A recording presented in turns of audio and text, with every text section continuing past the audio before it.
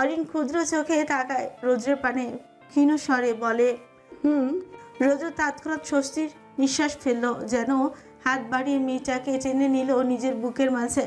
অরিনের মাথার আদুরে হাত বুলিয়ে বলতে লাগলো, এতগুলো ঝাল কেন খেতে গেলি জান বাচ্চা? কতটা কষ্ট হলো তোর, কেন বুঝিস না তুই? এভাবে আর কখনো ঝাল খাবি না, কেমন? অরিনের প্রত্যুত্তরে মনও রইল, হাত দুটো দিয়ে খামচে ধরল রৌদ্রের পিঠের একাংশ। রৌদ্র বোধ হয় বুঝে গেল মেয়েটার খারাপ লাগছে, তাই সে আর তেমন কিছু না বলে চুপচাপ মেয়েটাকে বুকের মাঝে জড়িয়ে ধরে দাঁড়িয়ে রইল কিছুক্ষণ। কই সবাই, এবার না হয় অনুষ্ঠানটা শুরু করা যাক, কি বলেন সবাই? শাহানূর সাহেবের কথায় সকলেই একমত হলেন। রৌদ্র এবং অরিনও এসে বসেছে সামনের আসরে। তাদের দুপাশে বসেছে বাড়ির বাদ বাকি লোকজন। ওদিকে অনেক বসেছে খানিকটা দূরে, তার পাশেই জড়সড়ভাবে বসে আছে ইকরা।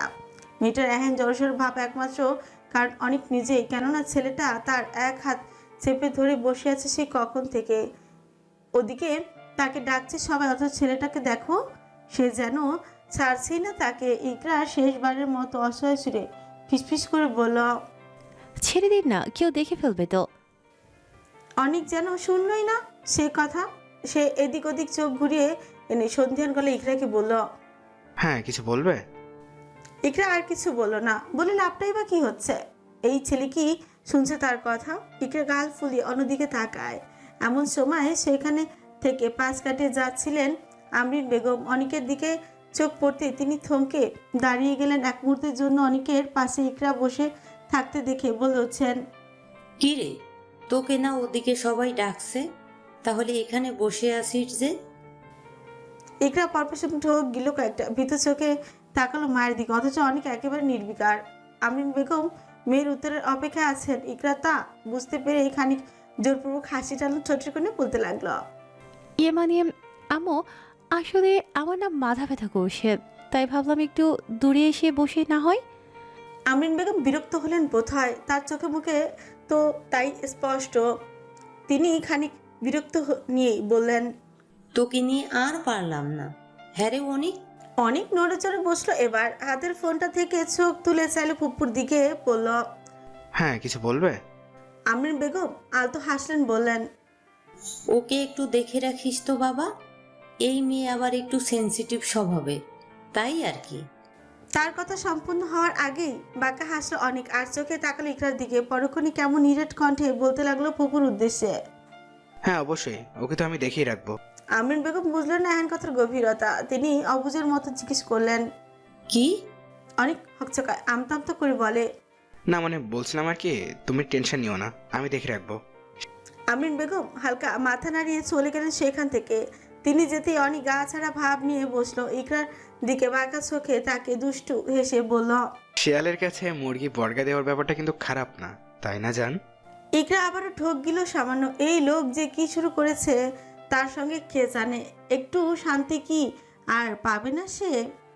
রৌদ্র নিষ্পলক চোখে তাকে আছে তার পাশে বসে থাকা ছোট্ট বৌঝানের পানে। মেয়েটার এক হাত নিজের হাতের মুঠে পুড়ে রেখেছে সে। এদিকে অরিন বাকিদের সঙ্গে হাসছে কি নিয়ে যেন। রেহান এরই মাঝে পাশ থেকে রৌদ্রের কানে ফিসফিসিয়ে বলল, অল সেট। রৌদ্র হাসলো ছোট কামড়ে। অরিনের চোখ পড়লো সে হাসির দিকে। মেয়েটা ইশারা জিজ্ঞেস করলো, কি হয়েছে? রুদ্র মাথা নাড়ে শুধু। মেয়েটার হাতটা খানিক টেনে এনে সেটা আলতো করে চুমু খেয়ে উঠে দাঁড়ালো ছেলেটা। অরিন ফ্রি কুচকে তাকায়। রুদ্র সেখান থেকে চলে যেতে উদ্যত হতেই স্টেজের লাইটগুলো কেমন হুট করে বন্ধ হয়ে গেল। রুদ্র থমকায়। হুট করে লাইট কাট হয়ে যাওয়ায় মেজাজ বিগড়ে যায় তার। সে যেই না গলা উঁচিয়ে কিছু বলতে যাবে, অমনি স্টেজে দেখা মিলল এক মৃদু গোলাকৃতির আলোক ছটার। রৌদ্র সহ বাকিরা ফ্রি কুচকে তাকিয়ে রইল সেথায়। কিয়ৎক্ষণ বাদেই ছিঁড়ে ছিঁড়ে স্টেজের লাইটগুলো আবারও অন হলো। পরক্ষণে সকলের দৃষ্টি গেল স্টেজের উপর পিঠ ঘুরিয়ে দাঁড়িয়ে থাকা এহসান বাড়ির চার কর্তার দিকে। ওদিকে বক্সে সুর ধরেছে একটা পুরনো হিন্দি গানের। ও মেরি জহরা সাপি। গানের প্রথম লাইনটা বাজতেই চার ভাই নিজেদের ড্যাশিং ভাব সাপ নিয়ে পেছনে তাকায়। প্রত্যেকের চোখে কালো কুচকুচে রঙের চশমা। তখনকার পরে রাখা চশমা থেকে এখনকার পরে রাখা খানিকটা ভিন্ন। কবির সাহেব ও তায়েব সাহেব চশমার গায়ে লেখা হয়েছে গ্রুপ পার্ট অন্যদিকে সাব্বির সাহেব ও তাসির সাহেবের চশমায় লেখা হচ্ছে গ্রুপ গ্রম। গানের দ্বিতীয় লাইন, ও মেরি জহরা জাবি তুঝে মালুম নেহি তু আবি তক কে হাসি আর মে জওয়ান। বাজতেই কবির সাহেব এক হাত জুবাইদা বেগমের দিকে তাক করিয়ে বাড়িয়ে দিয়ে লিপসিং করতে লাগলেন। তা দেখে বেচারি জুবাইদা বেগম যেন জনসম্মুখে কাশি উঠে গেল আচমকা। ওদিকে পরবর্তী লাইন সাব্বির সাহেবও করলেন এইরকম ভঙ্গিমায়। রাফিয়া বেগম তৎক্ষণাৎ দাঁতে জিভ কেটে শাড়ির আঁচলে মুখ গুজে বসেন। অন্যদিকে রৌদ্র হত বিহল হয়ে তাকিয়ে আছে। বেচারা হয়তো ভাবতেও পারেনি এমনটা কোনোদিন হবে। ওসমান শিকদার নিজ আসরে বসে বেয়াইদের নাচ উপভোগ করছেন। আমন্ত্রিত অতিথির মাঝ থেকে কেউ কেউ বাহাবা দিচ্ছেন, আবার কেউ কেউ অতি উল্লাসিত হয়ে দু একবার শিশু বাজিয়ে ফেলেছেন। বাড়ির ছোট সদস্যরা হাততালি দিচ্ছে তো দিচ্ছেই। অন্যদিকে এহসান বাড়ির কর্তারা গানের তালে তালে নিজেদের ভারী শরীরটাকে বহু কষ্টে নাড়াচ্ছেন। মাঝে মধ্যে দু একবার কোমরও দোলাচ্ছেন তারা। গান যখন প্রায় শেষের পথে তখনই তশরিক সাহেব দৌড়ে এলেন বড় ভাবিদের কাছে। হাত টেনে ধরলেন দুজনের উদ্দেশ্য তাদেরকেও স্টেজে উঠানো।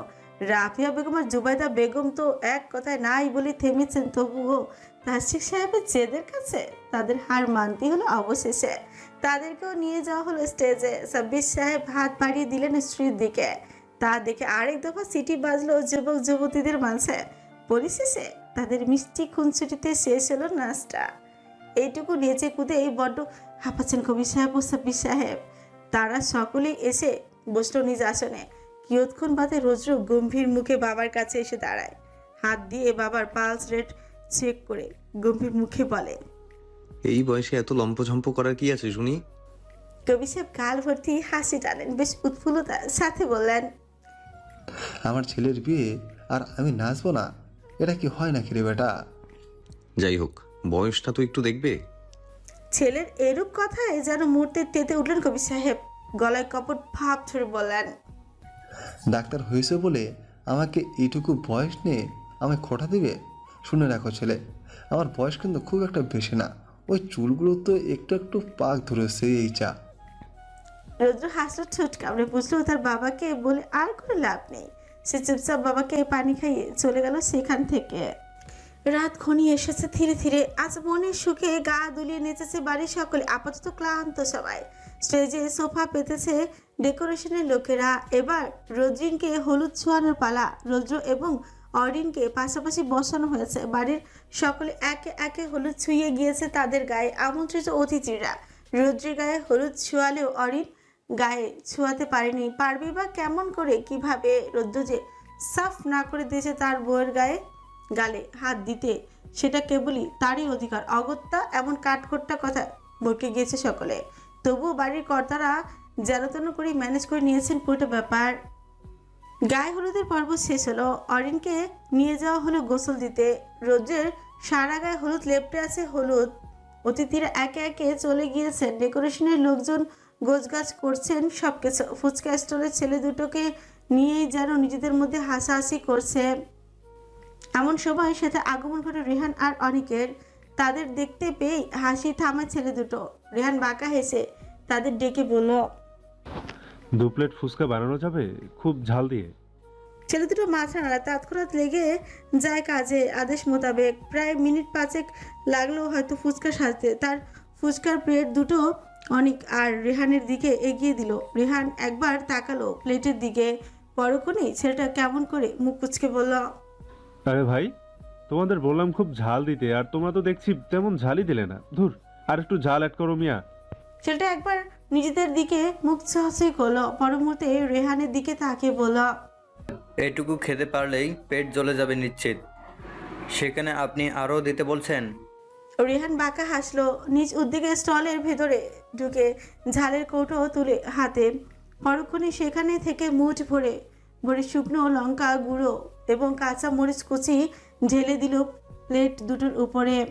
ছেলে দুটোর মাথা বুঝি এবার ঘুরিয়ে গেল এসব দেখে। তাদের একবার ইচ্ছে হলো রেহানকে বলতে, মরার এত শখ থাকলেও অন্যভাবে মরুক না, এত ঝাল খেয়ে কেন মরতে হবে রে ভাই? পরক্ষণেই মনের কথাগুলো মনেতেই রাখলো দুজন। আবারও মনে মনে বলল, যা মন চায় করুক, তাতে আমাদের কি। রেহান নিজেদের কাজটা করে দিয়ে সন্তুষ্টির হাসি চালু ছোটে কোণে অনেককে চুচিয়ে চিকিৎস করলো। কি মনে হয় এটা ঠিক আছে? অনেক স্মিত হাসলো, ছেলে দুটোর দিকে তাকিয়ে বলল। পারফেক্ট। রেহান প্লেট দুটো নিয়ে সামনে এগিয়ে যায়, 2 কদম বাড়িয়ে আবারও পেছনে তাকে সে। ছেলে দুটোকে হুট করে বলে উঠছে, আমার একটা ছোট্ট কাজ করে দিতে পারবে তোমরা? বিনিময়ে 10,000 দিব। হঠাৎ এমন উপরি ইনকামের কথা শুনে তৎক্ষণাৎ মাথা নাড়ায় ছেলে দুটো। রেহান স্মিত হাসলো, সামনের দিকে এগিয়ে যেতে যেতে বলল। এসো আমার সাথে। বদ্ধ গাড়ির গ্যারেজটিতে এক প্রকার ভাবসা গন্ধ ছড়িয়ে ছিটিয়ে আছে। ছেলে দুটো অবাক হয়ে আশেপাশে তাকাচ্ছে বারবার। গ্যারেজে জল জল করছে হলদে রঙের টিমটিমে আলোর লাইট। লাইটটা একবার জ্বলছে আরেকবার নিভছে।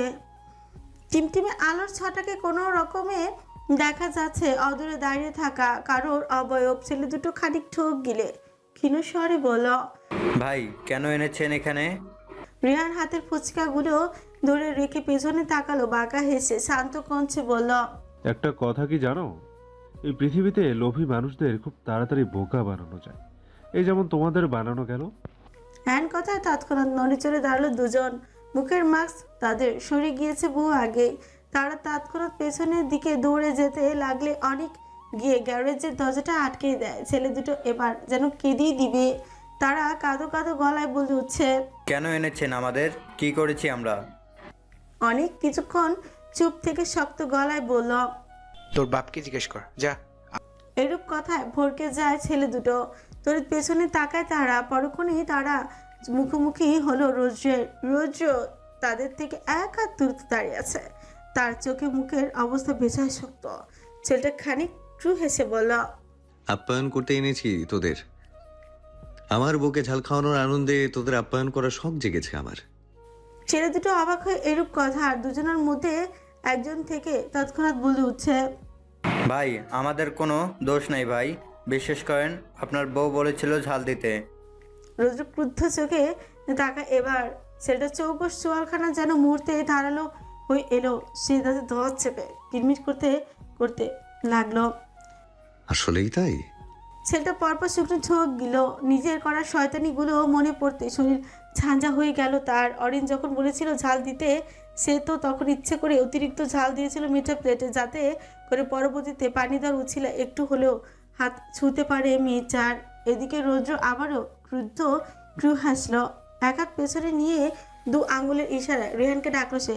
রেহানও তেমন কাল বিলম্ব না করে প্লেট হাতে নিয়ে এগিয়ে আসে রৌদ্রের দিকে। রৌদ্র তখন ছেলেগুলোকে বলে, এগুলো সব শেষ করবি এখন। এর কথায় যেন আকাশ ভেঙে পড়লো মাথায় ছেলে দুটোর। তার বিস্ফোরিত নজরে তাকালো রৌদ্রের দিকে। মাথার পরপর দুপাশে নারী কান্না জুড়ে বলল, মরে যাব ভাই, সত্যি মরে যাব।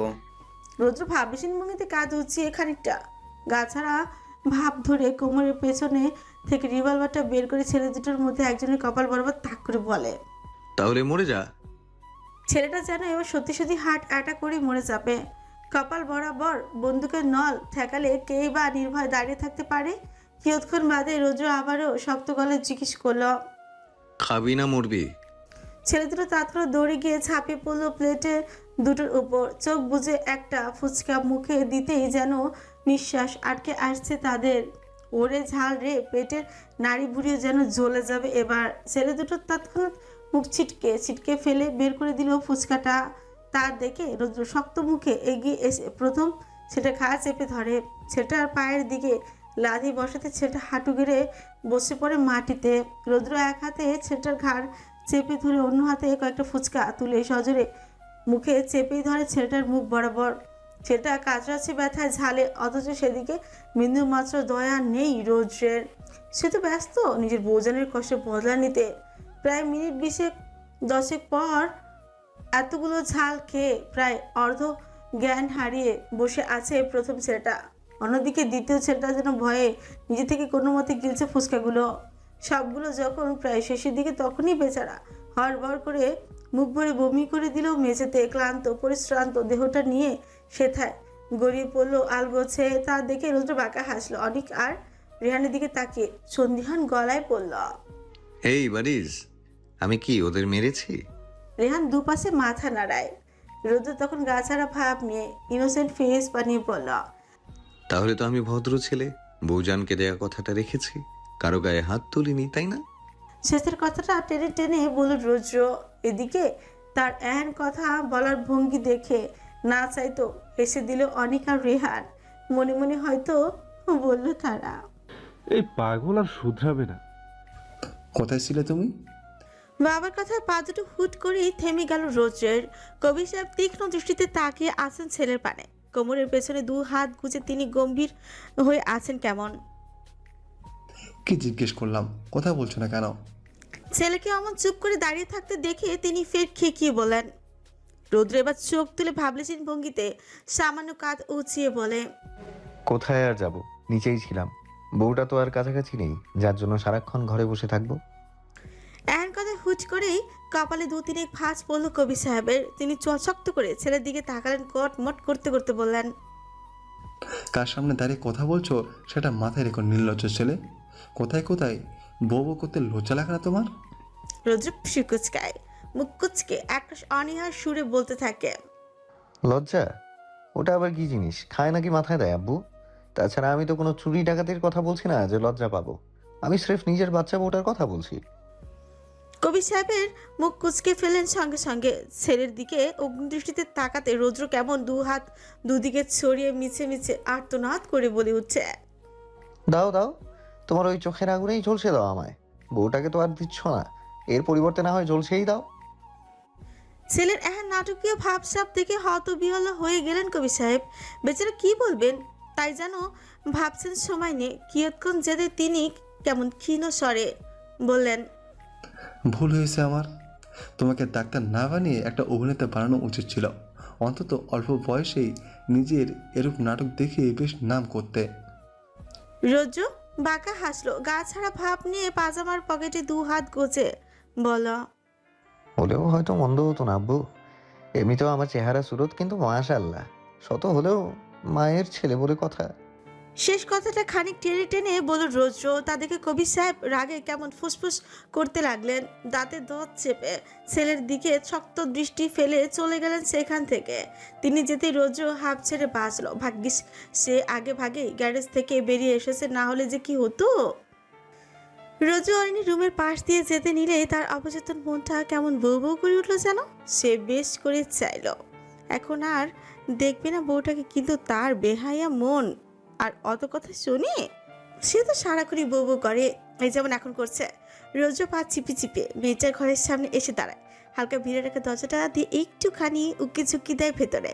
ঠিক সেই মুহূর্তে কে একজন এসে হুট করে দরজাটা ভেতর থেকে টান দিয়ে খুলে দেয়। বেচারা রৌদ্র উকি দিয়ে থাকার দরুন খানিকটা হেলেই পড়ে সামনের দিকে। পরক্ষণে সে তৎক্ষণাৎ নিজেকে সামলে নিয়ে দাঁড়ায়। চোখ তুলে চায় সম্মুখে, দেখে রুহি আর আমরিন বেগম কেমন সরু চোখে তাকে আছে তার পানে। রৌদ্র ঠোক গিল সামান্য, ঠোঁটের কোণে হাসি টানো চোরপূর্বক। আমরিন বেগম গম্ভীর কণ্ঠে জিজ্ঞেস করেন, এখানে কি? পাশ থেকে রুহিও তৎক্ষণাৎ একই ভঙ্গিমা জিজ্ঞেস করে বসে। কি চাই? রৌদ্র কিছুক্ষণ দনুমনু করে অবশেষে বলল, এই মানে সানশাইন, আই মিন অরি কই? আমরিন বেগম এক পলক গম্ভীর চোখে তাকিয়ে রইলেন, পরক্ষণে ঠোঁটের কোণে মিষ্টি হাসি ঝুলিয়ে ছেলেটাকে বললেন, এতটা অধৈর্য হওয়া ঠিক না রোদ। এই তো আর একটা দিনের ব্যাপার, তারপর না হয় মন ভরে দেখিস মেয়েটাকে কেমন। রৌদ্র ভেতর ভেতর অসন্তুষ্ট হলো, বাইরে থেকে মুখ একেবারে শান্তই রাখলো।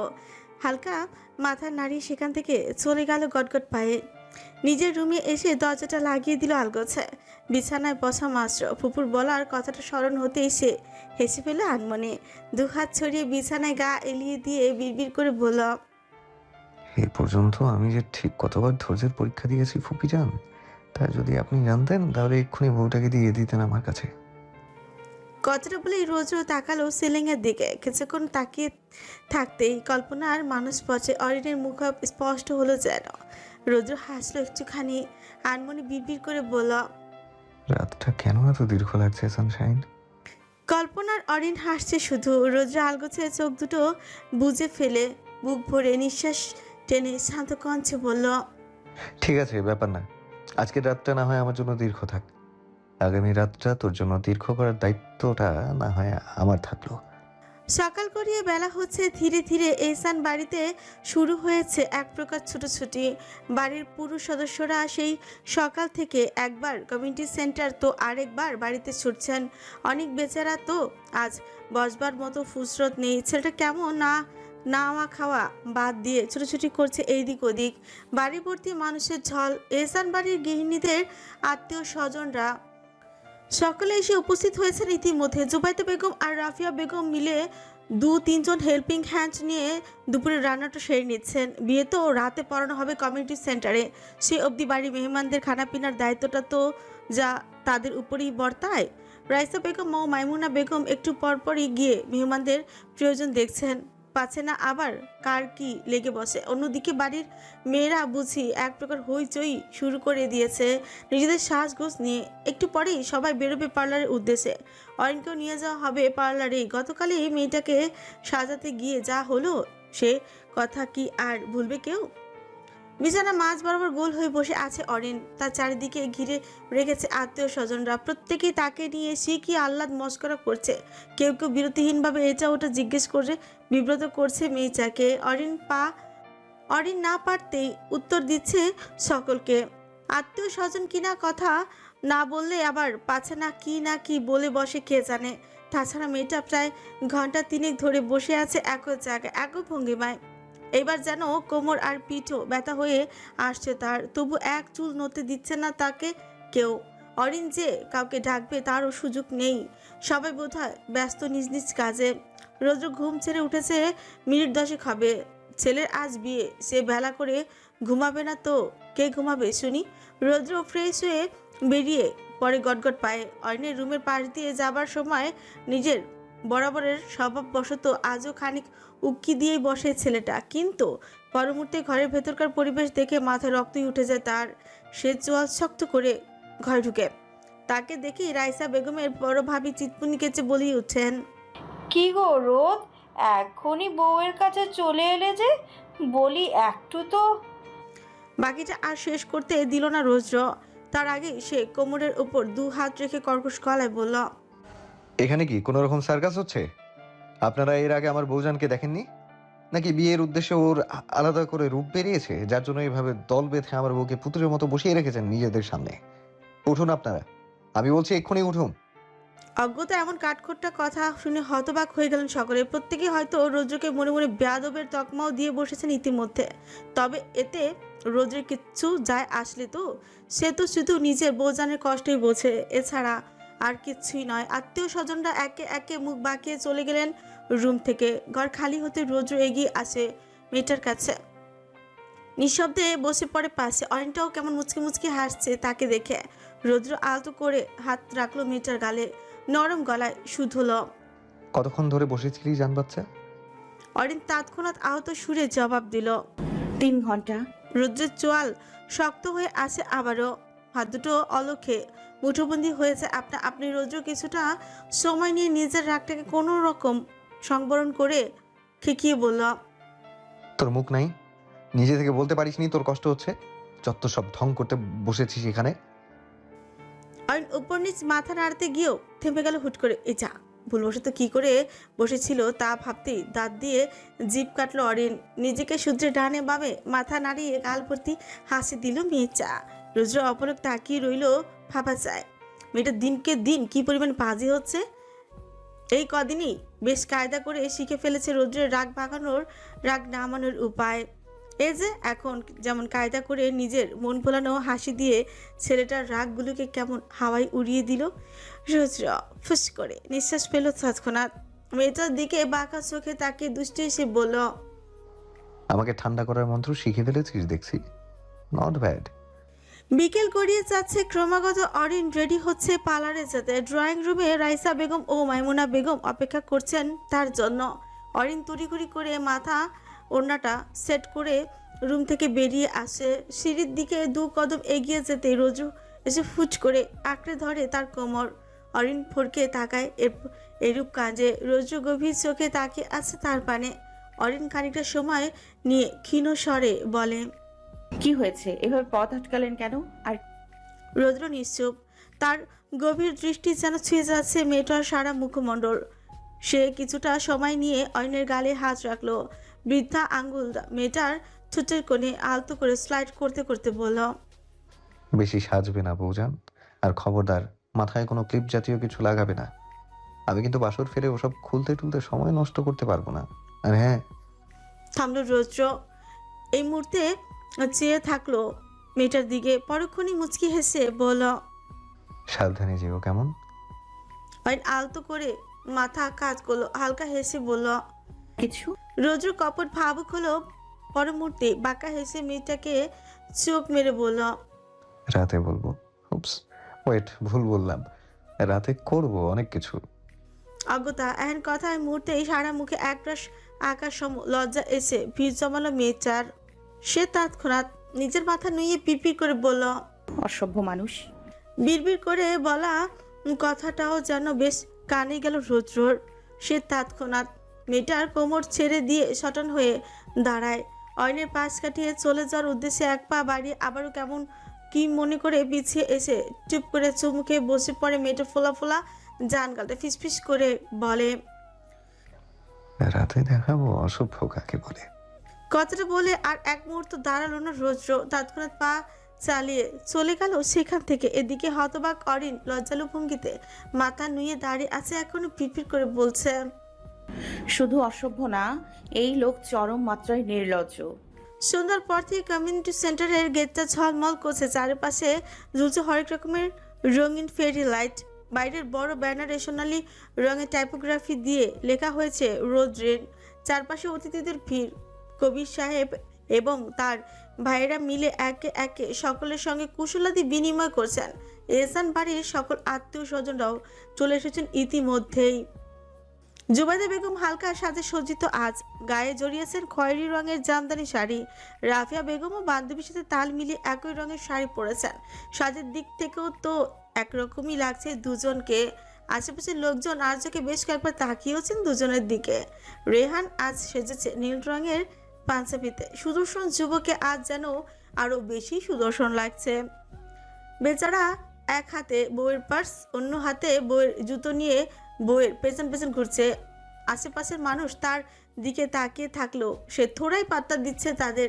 রুহি নিজের পরনের ভারী কারুকাজে সজ্জিত নীল রঙের লেহেঙ্গাটার দুপাশ ধরে ধরে হাঁটছে। মেয়েটার চোখে মুখে স্পষ্ট বিরক্তির ছাপ। এমনিতে নিজের জান নিয়ে চলতেই পারছে না মেয়েটা, তার উপর আবার এত ভারী একটা লেহেঙ্গা পরেছে। এ নিয়েও যেন বিরক্তির শেষ নেই মেয়েটার। রুহি মুখ কুচকে রেস্ট রুমের দিকে পা বাড়ায়। সেখানে গিয়েই সবার আগে লেহেঙ্গার দুপাশ ছড়িয়ে দিয়ে ফুস করে নিঃশ্বাস ফেলে পাশের সোফাটায় গা এলিয়ে বসলো মেয়েটা। রেহানও বসলো বউয়ের পাশে। হাত থেকে বউয়ের জুতা এবং পার্সটা পাশে রেখে রেহান এগিয়ে যায় অদূরে টেবিলের দিকে। সেখান থেকে গ্লাস ভর্তি পানি এনে বউয়ের দিকে এগিয়ে দেয় রুহি। শিকুচকে তাকায়। রেহান মুচকি হাসলো খানিকটা। তা দেখে রুহিটা কেমন খেক খেক করে উঠে তৎক্ষণাৎ বলে, আমায় এত সমস্যা ফেলে তুমি আবার হাসছো? জানো আমি এখন অসুস্থ, তারপরও এত ভারী লেহেঙ্গাটা ক্যারি করা কি আর চারটিখানি কথা? আমি তো নিজের শরীর নিয়ে নড়তে পারছি না কোথাও, তার উপরেই উটকো ঝামেলা। কোথায় যাবো আমি? রেহান মনোযোগ দিয়ে শুনলো বউয়ের কথা। পরক্ষণই ছেলেটা কেমন মুচকি হেসে বউকে পানিটা খাইয়ে দেয় যত্ন করে। রুহির পানি খাওয়া শেষ হতেই সে আলতো করে মেয়েটার মাথা চেপে ধরে নিজের বুকের মাঝে। রুহির মাথায় নরম হাত বুলিয়ে আদুরে কঞ্চে বলতে থাকে, বউ, আমি তো তোমায় আগেই বলেছিলাম এটা না পড়তে, কিন্তু সেই তুমিই তো জেদ ধরলে। সবার থেকে প্রিটি দেখাতে হবে তোমাকে, তাই তো তুমি নিজে জেচে পরে এই লেহেঙ্গাটা নিলে।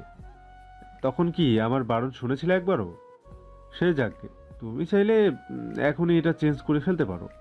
আমি না হয় নর্মাল একটা লেহেঙ্গা নিয়ে আসি। রুহি থমকায়। তৎক্ষণাৎ মাথা তুলে তাকায় রেহানের দিকে। আশ্চর্য, সে তো ভুলেই বসেছিল লেহেঙ্গাটা সেই নিজেই কিনেছে, আবার পরেছেও এক প্রকার জেদ করে। তারপরও সে কিনা রেহানকে এভাবে দোষারোপ করলো। রুহি নিজের করা কৃতকর্মের প্রতি ভীষণ লজ্জিত হলো। কাঁদো কাঁদো মুখ করে রেহানের দিকে চাইতেই বেচারা যেন অস্থির হয়ে গেল। তৎক্ষণাৎ সে তড়িঘড়ি করে মেয়েটার দুই গালে হাত রেখে বিচলিত হয়ে জিজ্ঞেস করলো, এই শ্যামবতী, কি হয়েছে তোমার? আমার আমার কথায় কষ্ট পেয়েছো? আচ্ছা আচ্ছা বউ, সরি, এই যে কানে ধরেছি আমি। কথাটা বলে রেহান নিজের দু কানে আঙুল চেপে ধরলো আকুতি ভরা কঞ্চে, ফের বলল, প্লিজ বউ, মন খারাপ করো না। আমি মানছি সব ভুল আমার, একদম আমার উচিত হয়নি তোমাকে এভাবে বলা। আর বলবো না বউ, তুমি আমায় বকো, দরকার পড়লে মারো, তবু কেঁদো না প্লিজ। ও বউ, শুনছো? কেঁদো না প্লিজ। রুহি আর ধরে রাখতে পারল না নিজেকে, সে ফট করে জড়িয়ে ধরল রেহানকে। রেহানও মেয়েটারকে বুকের আগলে নিল আলগোছে। রুহি নাক টেনে বলতে লাগলো, আমার দোষ জেনেও সবটা নিজের কাঁধে নিলে কেন তুমি? তুমি তো বলতে পারতে সব দোষ আমার। রেহান হাসলো খানিকটা, মেয়েটার মাথা বরাবর ছোটের পরশ এঁকে দিয়ে আদ্র কঞ্চে বলল, দোষ? তাও আবার আমার শ্যামবতীর? হুম, এটা কোনো দিনই হতেই পারে না। রুহি হেসে ফেল এন কথায়। রেহানের বুকের মাঝে মাথা লুকিয়ে শান্তি নিঃশ্বাস টানলো, মনে মনে বলেই ফেলল, তোমায় বড্ড ভাগ্য করে পেয়েছি রেহান।